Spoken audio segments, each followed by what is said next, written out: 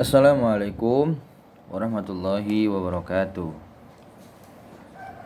Assalamualaikum ananda sholih wa sholihah. Kaifa halukum?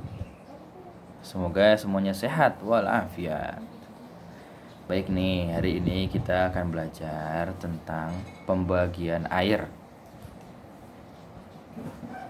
Bukan air yang suka kita minum ya. Ada air sirup, ada air cincau, ada air kelapa, bukan.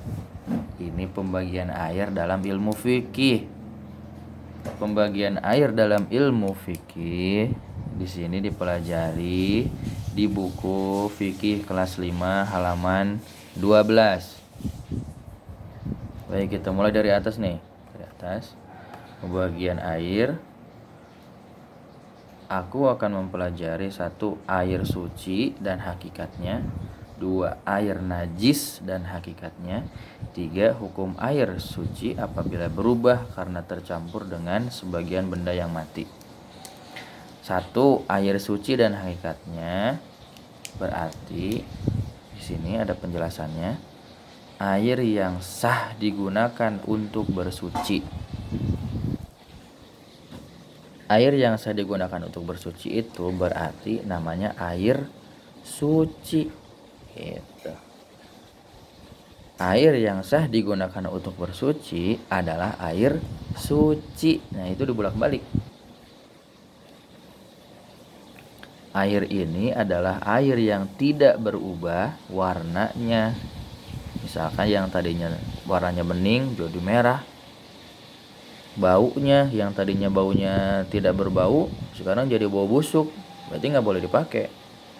Atau rasanya karena bercampur dengan benda najis. Misalkan kita punya air 1 ember besar untuk dipakai wudu karena tidak ada lagi air nih.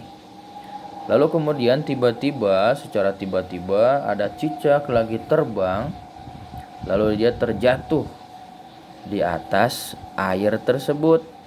Waduh, si cicaknya nggak bisa berenang dia karena nggak bisa sekolah. Cicaknya itu akhirnya meninggal dunia di atas air tersebut. Wah, akhirnya si cicak tersebut mati dan meninggalkan bau busuk sehingga air itu berubah jadi bau. Warnanya berubah jadi agak kecoklatan misalkan. Maka air tersebut tentunya tidak boleh dipakai untuk bersuci karena menjadi najis atau mutanajis karena airnya sudah bercampur dengan najis. Ya. Tuh. Contoh-contoh air suci. 1. Allah berfirman, wa anzala minas samaa'i ma'an tahura. Dan kami turunkan dari langit air yang amat bersih, suci. Coba apa air yang diturunkan dari langit? Air hujan. Jadi, nah di bawahnya itu ada soalnya. Air apakah itu? Namanya air hujan. Jadi kalau kita misalkan di rumah sedang tidak ada air, pas ketika kita keluar ternyata lagi hujan. Nah, kita wudu saja dari atas air yang turun dari genteng. Boleh nggak? Boleh. Suci itu boleh. Karena ada dalilnya ini, wa anzala minas samaa'i ma'an tahura. Dan kami turunkan dari langit itu air yang amat bersih atau suci. 2. Aku akan membaca hadis berikut ini agar aku mengetahui contoh lain dari air yang sah digunakan untuk bersuci. Rasulullah SAW bersabda, huwa at-tahuru ma'ul hillu maitaduhu. Laut itu airnya suci dan halal bangkainya. Maksudnya, kalau kita sedang berada di lautan, sedang berada di pantai, kita boleh wudu pakai air laut. Itu ya. Yang tidak boleh diminum. Nanti malah makin haus.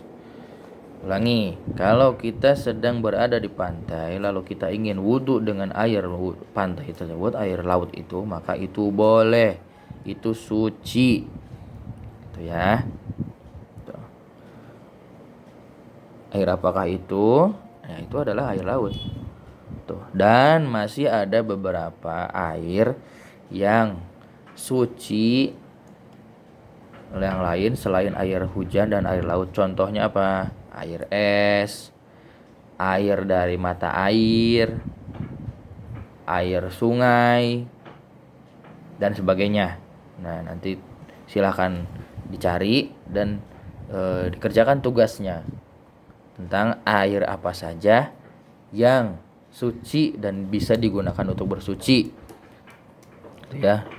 Kalau tidak salah dulu pernah kita pelajari salah satunya. Kedua, air yang tidak sah digunakan untuk bersuci, yaitu air yang berubah warnanya, baunya, atau rasanya karena benda najis. Contohnya seperti tadi.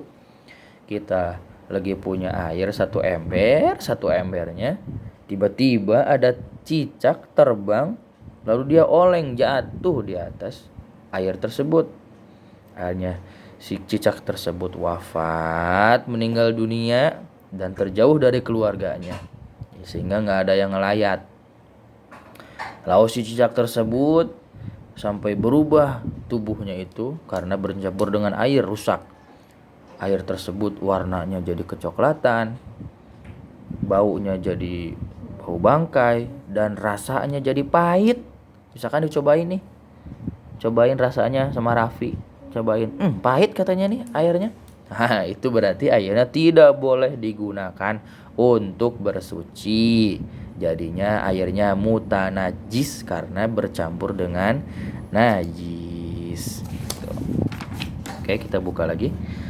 Sebutkan contoh-contoh untuk air jenis ini. Air limbah itu nggak boleh dipakai suci. Air suci yang kejatuhan darah kemudian warnanya berubah, itu juga nggak boleh dipakai bersuci karena airnya jadi mutanajis. Nah, oke, sampai situ aja dulu penjelasannya. Jadi intinya pembagian air itu ada dua, satu yang boleh digunakan untuk bersuci dan yang kedua yang tidak boleh. Tugasnya adalah kalian silahkan untuk menulis air apa saja yang boleh digunakan untuk bersuci yang ada di lingkungan sekitar kita. Ya, wallahu a'lam bishawab. Wassalamualaikum warahmatullahi wabarakatuh.